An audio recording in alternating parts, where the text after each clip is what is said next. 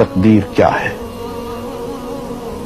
اگر سب کچھ پہلے سے ہی لکھا لکھایا ہے تو ہم اپنے اعمال کے ذمہ دار کس طرح ہوئے؟ پھر اعمال کی جزا و سزا کیسی؟ پھر جنت و دوزخ کے کیا معنی؟ وضاحت فرمائے۔ بھئی سچی بات یہ ہے کہ اس سوال نے ایک عرصے تک مجھے بھی ستائے رکھا،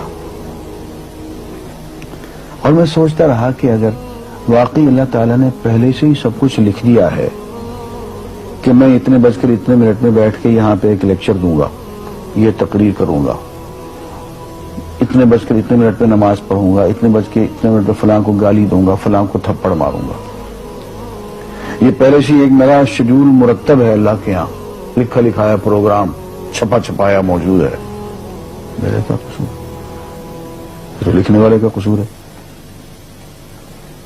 بات تو خطرناک ہے نا۔ تقدیر کیا ہے؟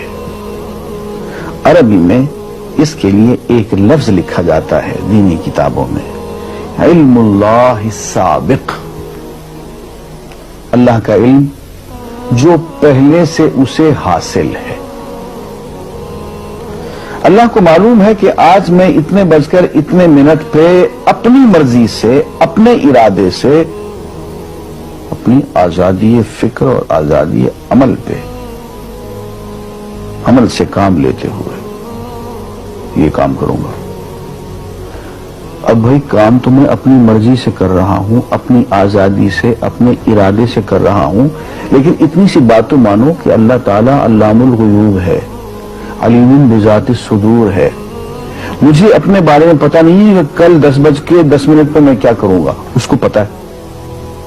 مجھے اپنے بارے میں پتہ نہیں ہے کہ میں 10 سال کے بعد کہاں ہوں گا، کیا کر رہا ہوں گا، فلاں بج کے فلاں منٹ، اس کو پتا ہے۔ اس کو میرے آزادانہ، خود مختارانہ، فری ول کے ساتھ کیے ہوئے اعمال کا پتا ہے کہ میں اپنی مرضی سے، اپنے فری ول کے ساتھ، اپنے ارادے سے اتنے بج کر اتنے منٹ پہ کیا کروں گا۔ یہ اس نے اپنے ہاں لکھ رکھا ہے، اس لیے اس کو پوری کائنات کا نظام چلانا ہے۔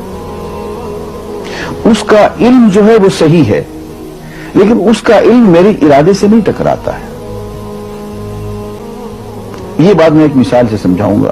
میرے ساتھ ایک واقعہ پیش ہو گیا، اس دن مجھے تقدیر سمجھ میں آ گئی کہ ہوتی کیا ہے۔